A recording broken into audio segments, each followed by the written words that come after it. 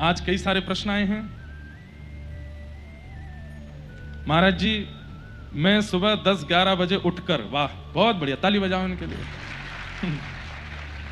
महाराज जी, मैं सुबह 10-11 बजे उठकर नहा धोकर काउंटर लेके नाम जपता हूं, मोबाइल देखते समय भी नाम जपता हूं, बाहर दोस्तों के साथ डेली नाम जपता हूं, राधा रानी की कृपा से बट महाराज जी मैं एकांत में जाप नहीं हो रहा है। महाराज जी, मुझे ठाकुर जी का अनुभव करना, भागवत दर्शन करना, आप मुझे सॉल्यूशन दीजिए। कौन है ये बालक, खड़े हो सकते हैं? नहीं होगा। हुआ क्या? नहीं हुआ क्या? कोई बात नहीं, शर्माओ नहीं। 10-11 बजे उठते हैं। पहले तो आपने यहीं श्री जी इससे प्रसन्न हो गई हैं कि आप 10-11 बजे उठते हो, उसके बाद काउंटर लेते हो। ओहो, काउंटर कहता होगा अहो भाग्य, मुझे धारण किया जा रहा है 12 बजे।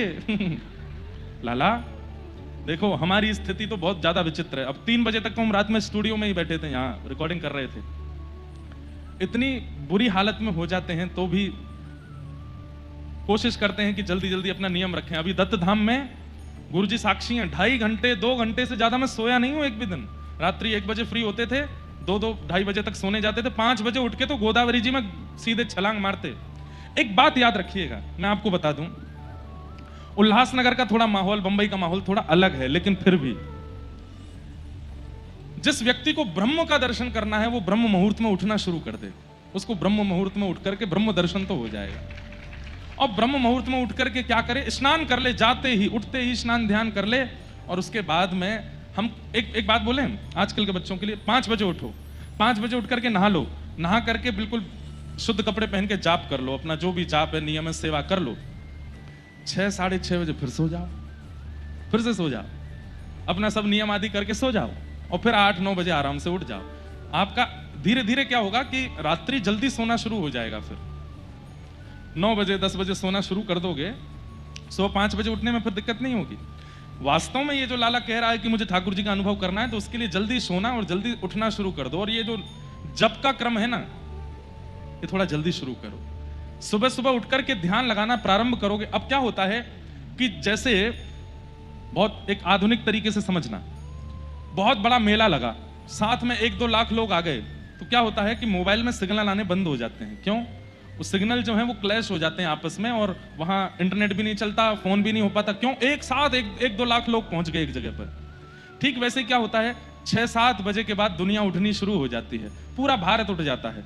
और उसके बाद में जैसे ही भारत उठता है, उसके बाद आप नाम जप करने बैठते हो तो सिग्नल नहीं पहुंचता ठाकुर जी तक, वो कहीं ना कहीं क्लैश होता रहता है, और फिर वो उससे पूर्ण रूपेण संपर्क नहीं बन पाता।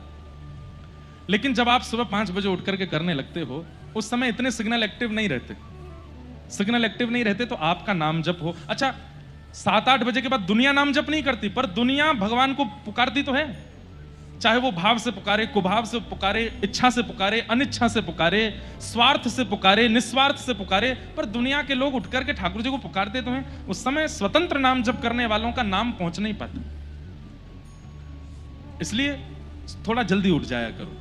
जल्दी उठ करके, हमारे प्रेमानंद जी महाराज वो दुनिया से कितने बजे मिलते हैं पता है?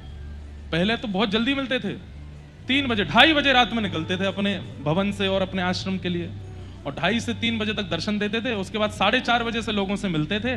7 बजे तो आश्रम बंद, सेवा पूजा करके महाराज जी चले जाते थे एकांत में। क्यों? उस समय क्यों? वो ब्रह्म मुहूर्त है। उसी समय पर भगवत आराधन में बहुत मन लगता है। करके तो देखो एक बार।